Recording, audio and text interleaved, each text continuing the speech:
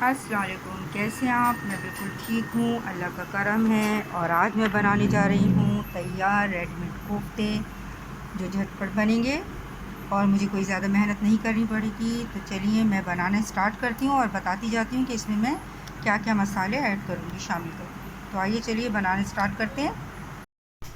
सबसे पहले मैंने अंडे बॉईल करने रख दिए हैं क्योंकि इसमें थोड़ा सा टाइम लगेगा, तो पहले मैं अंडे बॉईल कर लूँ।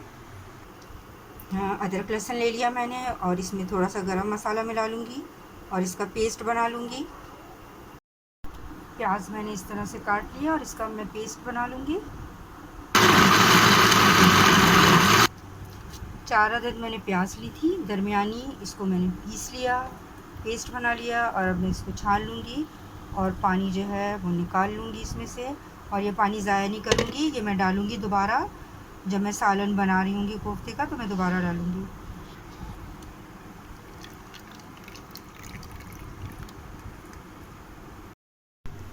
अब मैं ऑयल डाल दूँगी। बिस्मिल्लाहिर्रहमानिर्रहीम।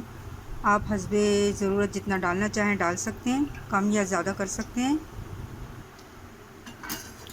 ये 4 अदद मैंने प्याज ली थी, ये डाल दूँगी। बिस्मिल्लाहिर्रहमानिर्रहीम।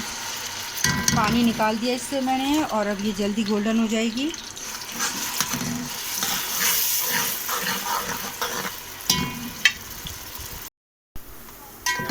प्याज को मिलाते जाएं वरना ये नीचे लग जाती है बहुत जल्दी। देखिए गोल्डन हो गई माशाल्लाह, बहुत प्यारी।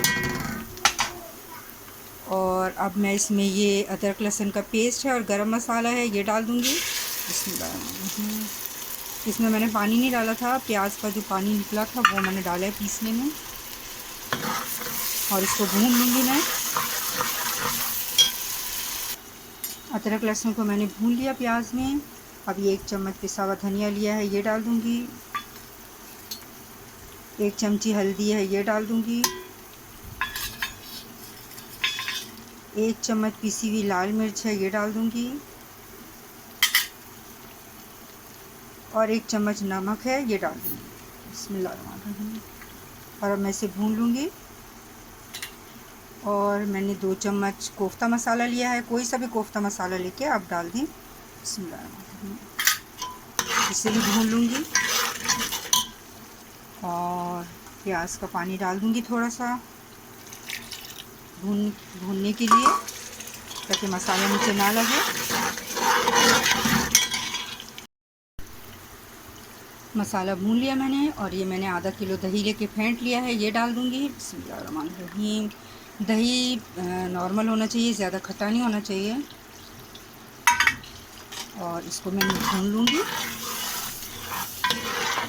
माशाल्लाह कलर कितना प्यारा हो गया इसका और खुशबू बहुत अच्छी आ रही है।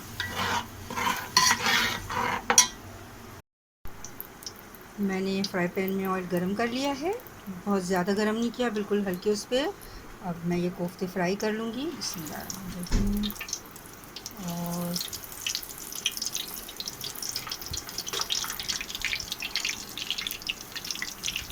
ऐसे खुले खुले डालूँगी।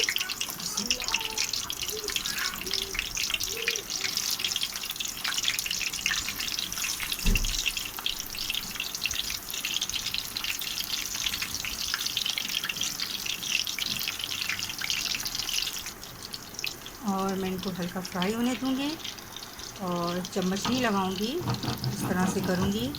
ये गोल्डन होते जाएंगे और भूनते जाएंगे और नीचे से फ्राई पैन को छोड़ देंगे जो चिपके हुए हैं। मसाला भून चुका है दही में और अब मैं इसमें पानी मिला दूँगी। आप मिलाना चाहें तो मिलाएं, ना मिलाना चाहें तो ना मिलाएं। जितना आप शोरबा रखना चाहते हैं उतना ही रखें। और अगर आप भुना हुआ बनाना चाहते हैं तो 1 गिलास तो पानी ज़रूर डालें। और क्योंकि आप इसको कोफ्तों को भी इसमें पकाएंगे तो उसमें थोड़ा पानी जो है वो कम हो जाएगा। मैंने 2 गिलास डाला है पानी। और देखें कोफ्ते भी गोल्डन हो चुके हैं। अब मैंने निकाल लूँगी। 5 मिनट में इस शोरबे को पकाऊंगी ढक्कन रखकर, हल्की आंच पे बिल्कुल। फिर उसके बाद मैं कोफ्ते डालूँगी। और अब मैं ये अंडे भी गोल्डन कर लूँगी। बिस्मिल्लाहिर्रहमानिर्रहीम।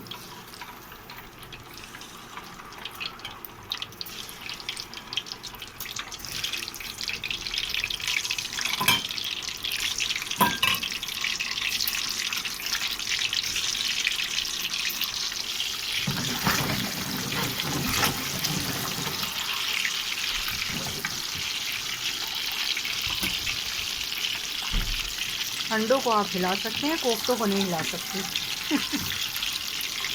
हाँ, कोफ्ते तो टूट जाते हैं, कैमरा में टूट जाता है।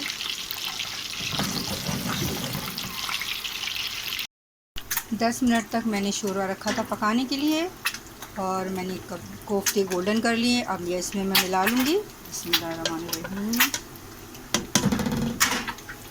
अंडे भी गोल्डन हो गए, ये भी निकाल के मैं इसमें डाल रही हूँ। कोफ्ते डाल दिए मैंने और अब ये अंडे भी डाल दूँगी इसमें। बिस्मिल्लाहिर्रहमानिर्रहीम। और अब इसको मिला लूँगी, मगर बहुत प्यार से कि कोफ्ते ना टूटें। नहीं टूटेंगे तो नहीं, लग रहा है कोफ्ते बहुत सेहतमंद है माशाल्लाह। अब मैं इसे 10 से 15 मिनट रख दूँगी, क्योंकि कोफ्ते जो होते हैं वो हाफ़ कुक हुए हुए होते हैं। तो अब मैं 10-15 मिनट रखूँगी ताकि ये अंदर से भी बिल्कुल पक जाए।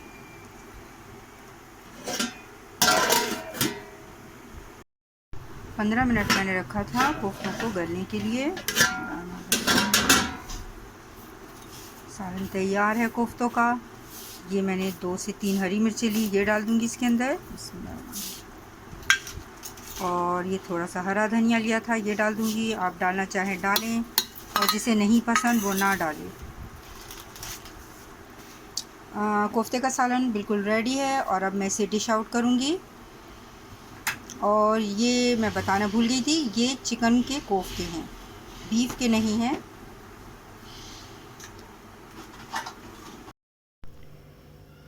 चिकन कोफ्तों की रेसिपी अगर आपको अच्छी लगी हो तो मेरी वीडियो को ज़रूर लाइक करें और शेयर करें और चैनल को सब्सक्राइब करें और अपनी दुआओं में मुझे हमेशा याद रखें। अल्लाह हाफ़िज़।